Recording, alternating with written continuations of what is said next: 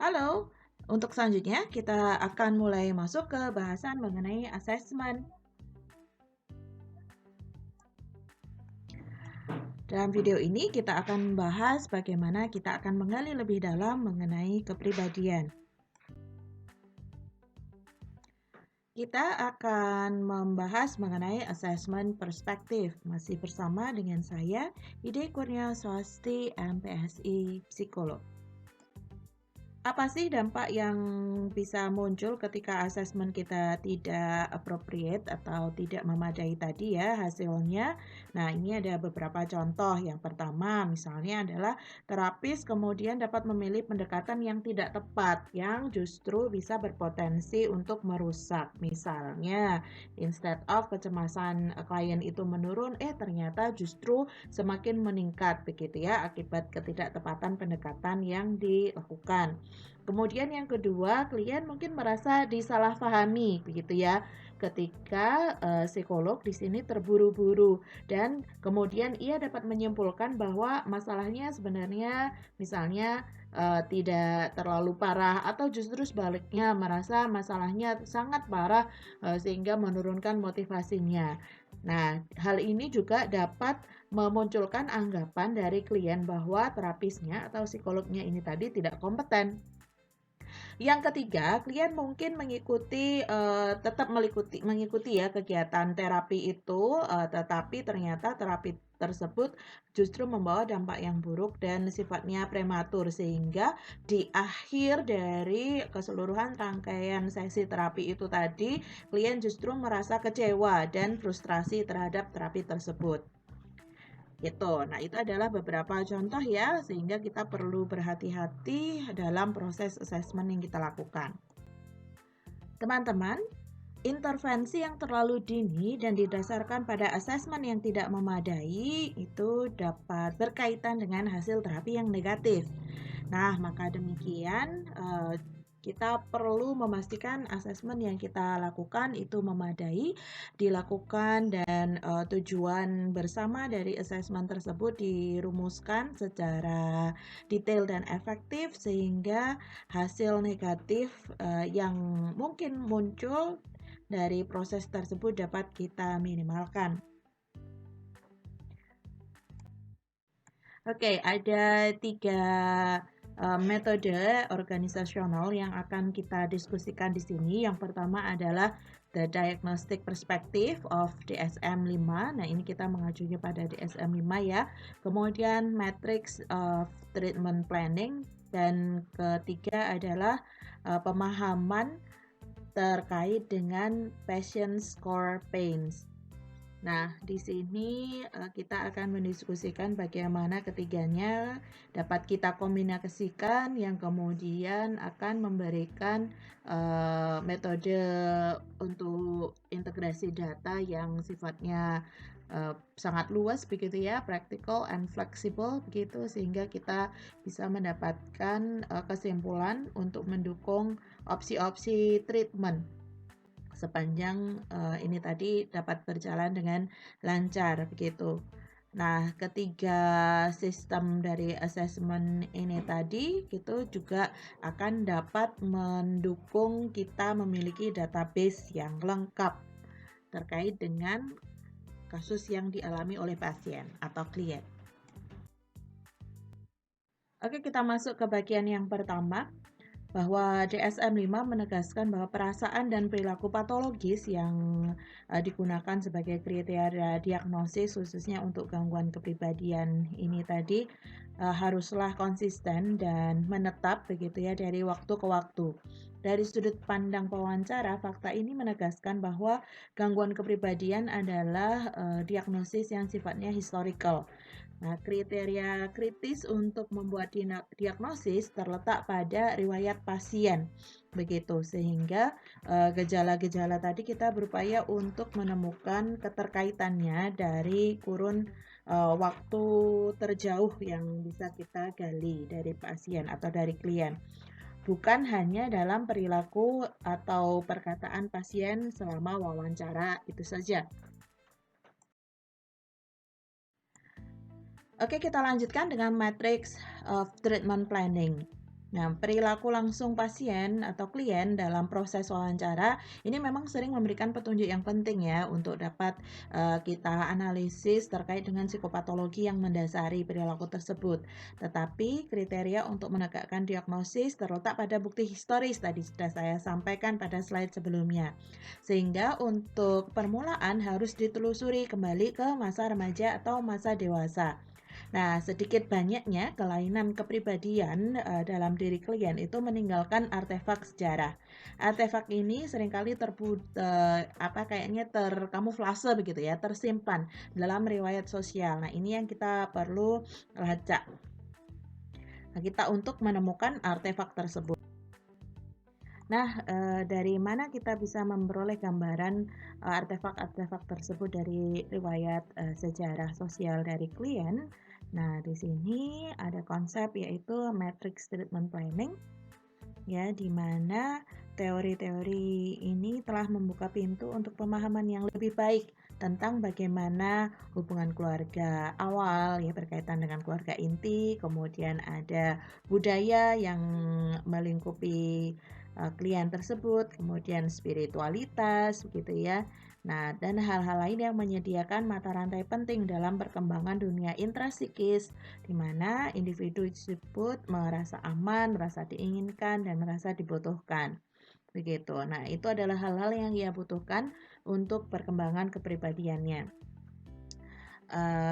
Oke. Nah, di sini self psychology gitu bahkan telah membantu kita untuk lebih menghargai kekuatan dari penyembuhan diri sendiri melalui hubungan-hubungan gitu ya, melalui relasi baik dengan manusia maupun hewan peliharaan begitu ya, yang secara substansial menyediakan komponen dari ketiga faktor penting ini bagi seseorang ya.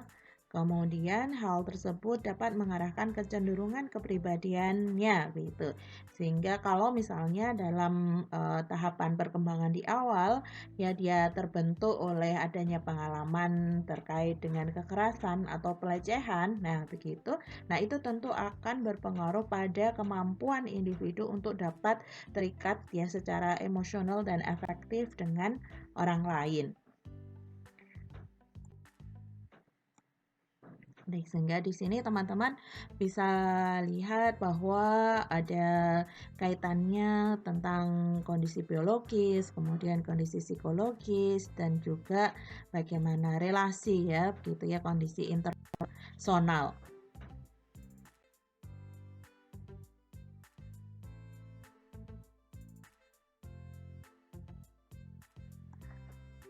Ya, sebagaimana telah saya sampaikan pada slide sebelumnya bahwa keluarga itu memegang peran yang sangat penting sekali bagi pertumbuhan kepribadian seseorang, kemudian budaya dan juga pemahaman mengenai dunia secara umum ya. Ini terkait dengan kebermaknaan dalam diri.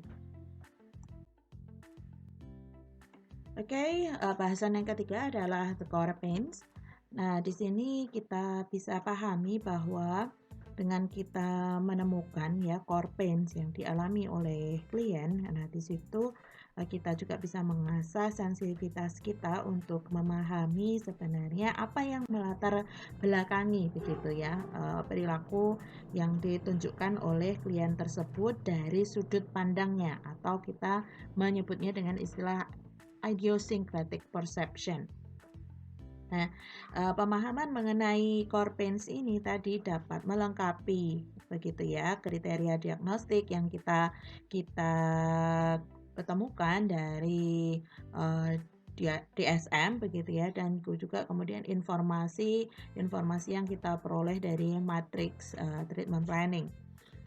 Nah, di sini untuk core pains ini didasarkan pada prinsip yang perlu klinisi pahami juga ya begitu bahwa apa sih sebenarnya hal yang menyakitkan ya, hal dasar yang menyakitkan pada diri klien ini sepanjang kurun waktu ia mengalami. Atau kalau dalam bahasa lainnya adalah apa sih yang berada di balik topeng yang digunakan oleh klien.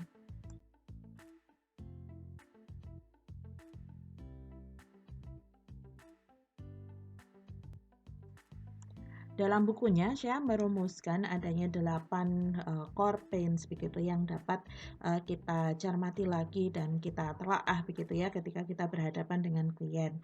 Yang pertama ini terutama begitu ya yang merupakan the most powerful and common pains itu adalah the fear of being ultimately alone. Jadi takut sendirian gitu ya. Ada kekhawatiran yang dialami oleh individu untuk mengalami intense loneliness begitu. Nah, dengan kondisi ini jika ada core pain ini di dalam diri individu maka akan meningkatkan intense dependency. Dia akan cenderung bergantung ya kepada orang lain begitu untuk memenuhi kekosongan ya terkait dengan kesendirian ini. Nah, dapat kemudian muncul dalam bentuk dependensi yang tidak sehat begitu ya kepada praktisi ya, baik konselor maupun psikolognya selama proses treatment berjalan. Nah, selanjutnya dependensi atau kebergantungan tadi ini berkaitan dengan core pain yang kedua yaitu sense of worthlessness ya atau kekhawatiran dia menjadi tidak berharga atau menjadi orang yang buruk begitu. Nah, di sini yang kemudian membuat individu tersebut berada dalam kondisi ketidakmampuan mengatasi kehidupannya, ya. Dalam hal ini juga, individu kemudian akan menghindari situasi-situasi di mana dia dapat terjebak dalam kegagalan yang ia persepsikan begitu ya. Dia mengkerdilkan arti dirinya begitu. Nah, dan kemudian dia akan menghindari kemungkinan atau kesempatan-kesempatan di mana dia bisa mengembangkan dirinya atau memperoleh sense of mastery. Nah, dengan pemahaman terkait dengan core pain yang kedua ini, begitu ya, psikolog dapat kemudian mempertimbangkan aktivitas-aktivitas, begitu kalau misalnya melibatkan homework, begitu ya, dapat menugaskan klien itu terkait dengan tugas-tugas yang ringan ya, ringan dulu, begitu, yang kita perkirakan dapat dia laksanakan, gitu, yang kemudian ditingkatkan secara gradually gitu. Nah, tujuannya apa? Adalah tujuannya memupuk sense of self-worth atau keberhargaan dirinya. Core pain selanjutnya adalah feeling rejected or wronged gitu ya. Ada ketakutan begitu ketika dia berinteraksi, takut untuk mengalami penolakan begitu. Nah, perilaku yang paling mudah untuk kita tengarai sebagai perwujudan dari core pain ketiga ini adalah poor eye contact begitu. Dan juga bisa muncul dalam komentar secara verbal yang barangkali akan berulang kali disampaikan oleh klien kita. Misalnya, contohnya ketika dia mengatakan bahwa ya aku tuh wah goblok banget ya aku tuh kayak gitu. Nah, atau dia ngerasa ya seharusnya aku nggak kayak gitu gitu. Ada bentuk penyesalan, ada perasaan bersalah yang dia ungkapkan secara berulang kali. Nah, ini merupakan petunjuk bahwa adanya kecemasan yang sangat kuat begitu ya. Bahkan itu dapat muncul dalam proses interview begitu. Ya. Nah, ketika klinisi ya atau psikolog aware gitu ya menjadi alert terhadap situasi ini, maka ia kemudian dapat memberikan reassurance gitu ya kepada klien. Seperti contohnya untuk merespon tadi itu komentar yang disampaikan oleh klien, ya ada klien kemudian psikolog dapat merespon misalnya, oh kamu sudah melakukan hal yang bagus, you did a very good job gitu, kamu bersedia untuk mendiskusikan hal ini gitu. Nah, apa yang kamu lakukan itu sudah sangat membantuku loh gitu. Nah, itu adalah komentar balikan yang dapat disampaikan oleh psikolog kepada klien. Nah, di sini dia akan klien akan merasa lebih nyaman begitu dan harapannya dapat menurunkan ketakutan dia terhadap penolakan.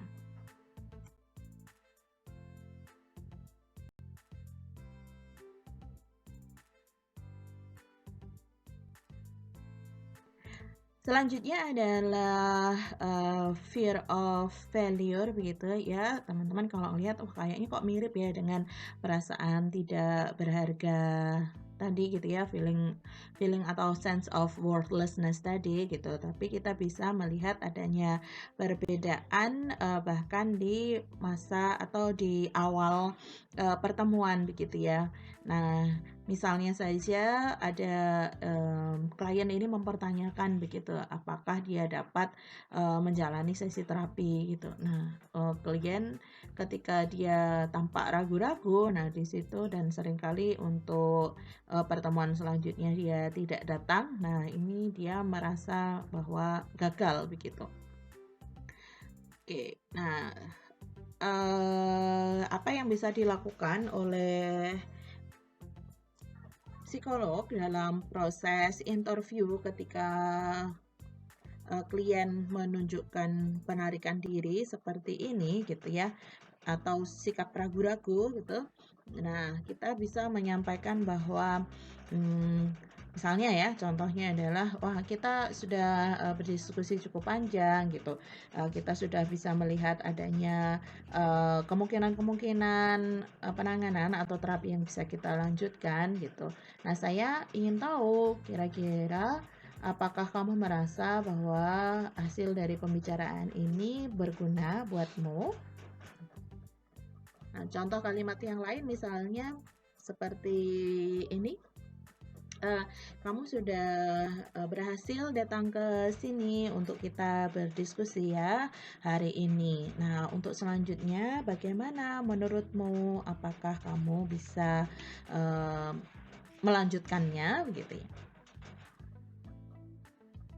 Nah, interviewer atau psikolog dalam hal ini dapat memberikan dapat menggarisbawahi kesuksesan dari klien ketika dia berhasil menjalani sesi initial interview begitu. Misalnya tadi wah kamu hebat loh sudah berhasil sampai ke sini, kamu membuat janjian gitu.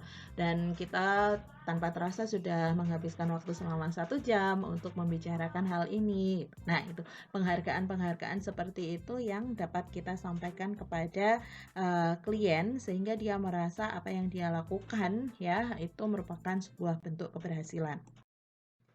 Nah, selanjutnya yang kelima adalah the fear of losing external control. Ini adalah core pain yang kelima ya tadi. Nah, ini ditandai dengan bahwa adanya ketakutan begitu yang ekstrim ya karena dia semacam merasa kehilangan kontrol terhadap kondisi di sekitar dia, situasi yang berada di sekitarnya ya. Dia klien di sini menganggap bahwa hal yang terjadi di sekitarnya itu adalah di luar kemampuannya untuk mengontrol. Nah, jika hal ini berkombinasi dengan rasa takut dan juga kemarahan begitu ya, maka dapat mengarah kepada perasaan frustasi dengan muara pada suicidal ideation. Nah, ada perasaan being trapped gitu, merasa terjebak, merasa tidak bisa melakukan apa-apa. Nah, ini jika muncul dalam proses assessment, dalam wawancara khususnya, nah merupakan early warning sign untuk adanya suicidal ideation. Core pain yang keenam adalah kehilangan internal control ya. Ketika individu merasa tidak bisa lagi mengelola atau mengatur, ya, mengontrol dirinya sendiri. Misalnya saja ketika dia melakukan tindakan-tindakan yang sifatnya impulsif, destruktif, agresif begitu ya. Nah, hal ini biasanya setelah ia melakukan perilaku itu, maka akan muncul penyesalan dan rasa bersalah yang sangat kuat begitu. Nah, ultimate-nya ketika dia kehilangan benar-benar merasa kehilangan kontrol atas dirinya sendiri. Nah, di sini dia tidak bisa mengarahkan, tidak bisa memotivasi dirinya begitu untuk melakukan kegiatan atau aktivitas yang sesuai yang dia inginkan. Nah, ini juga memunculkan frustrasi. Nah, sehingga dalam kondisi seperti ini disarankan adanya antipsychotic medication.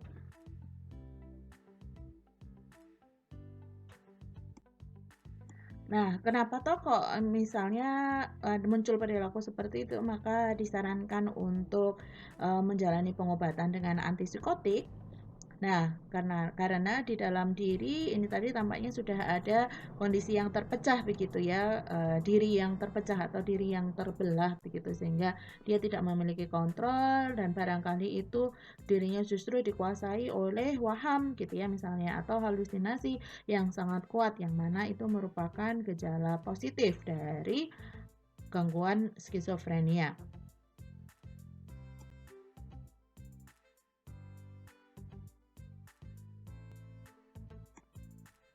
Core pain yang ketujuh adalah fear of the unknown. Nah, di sini ketika individu mengalami ini, maka dia merasa stuck begitu ya, terjebak dalam situasi saat ini karena dia sangat ketakutan begitu. Kalau melakukan sesuatu, maka dia tidak bisa menggambarkan atau memperkirakan hasilnya seperti apa. Dan yang terakhir adalah kehilangan makna ya, atau loss of meaning. Nah, di sini mengarah kepada kalau tadi nyambung dengan matrix of treatment planning tadi adalah dari world view wing gitu ya, dari penglihatan atau pemaknaan individu terhadap dunia secara umum atau secara besarnya begitu. Nah, di sini dapat mengarah kepada dan memunculkan ya kecemasan yang intens dan juga kondisi-kondisi yang sangat depresif begitu. Dan perlu menjadi warning kepada psikolog atau klinisi yang menanganinya untuk melakukan pemeriksaan lebih lanjut terkait adanya skizofrenia atau gangguan mood ya, atau bipolar ya, gangguan bipolar ya. Oke, teman-teman. Nah, kita perlu stressing point nih bahwa manfaat dari mengenali terkait dengan diagnosis kepribadian dan atau ciri-ciri kepribadian itu dapat memberikan pemahaman bagi kita. Yang pertama terkait dengan petunjuk ya, memberikan petunjuk untuk memilih psikoterapi yang efektif. Kemudian yang kedua dapat memberikan saran praktis gitu ya terkait dengan penggunaan obat atau psikoaktif tertentu. Namun bagi psikolog tentu di sini tidak memiliki kewenangan ya untuk mengarahkan penggunaan obat gitu. Barangkali psikolog dapat kemudian mengarahkan klien ini untuk berkonsultasi kepada psikiater. Yang ketiga, ini untuk psikiater gitu ya, dapat juga memberikan informasi misalnya akan bekerja kolaboratif begitu ya, terkait dengan pengobatan atau pendekatan intervensi lainnya selain psikofarmakologi. Ya, jadi ini poin 2 dan 3 ini bisa bisa saling bekerja sama begitu ya. Informasi dapat mengarahkan psikolog untuk memberikan saran klien ke psikiater dan sebaliknya ketika informasi ini diperoleh oleh psikiater dapat memberikan saran kepada kliennya atau pasiennya untuk berkonsultasi kepada psikolog. Yang keempat, manfaat yang dapat diperoleh adalah dapat memberikan arahan secara langsung ya, baik semacam tips-tips begitu, begitu yang dapat dikaitkan dengan proses terapi berkelanjutan yang sedang dijalani. Kemudian informasi itu dapat mengingatkan kembali klinisi, baik dokter maupun psikiater, ya untuk lebih berhati-hati dan mencermati potensi kesalahan dalam langkah psikoterapi. Ya, jadi ini sebagai bagian dari ongoing assessment juga ternyata ya. Nah, dan yang keenam dapat membantu klinisi untuk lebih memahami kondisi psikodinamika dari pasien ini ya, misalnya memahami bagaimana terjadinya transferan dan counter transferan begitu ya, dan bagaimana bisa memanfaatkan kondisi tersebut untuk pencapaian goal ya, terapi goal dari klien atau pasien. Oke. Kita telah mendiskusikan tadi 3 poin ya, yang terkait dengan pedoman diagnostik ya, kemudian matrix of treatment planning ya, untuk mengetahui matriks apa saja yang dapat kita kaji ya dari seorang individu ini, kemudian juga terkait dengan core pains. Nah, bersama-sama ketiga perspektif dari asesmen ini dapat saling melengkapi begitu, membantu pewawancara dapat mengolah data begitu ya, data-data ini tadi menjadi sebuah formulasi informasi yang tajam ya, yang kemudian praktikal mengarah dan menjembatani langsung ke dalam persiapan proses dan perencanaan intervensi yang efektif. That's all for these videos. Nah, kita akan lanjutkan pembahasan kita yang terkait pada video-video yang lain ya. Terima kasih.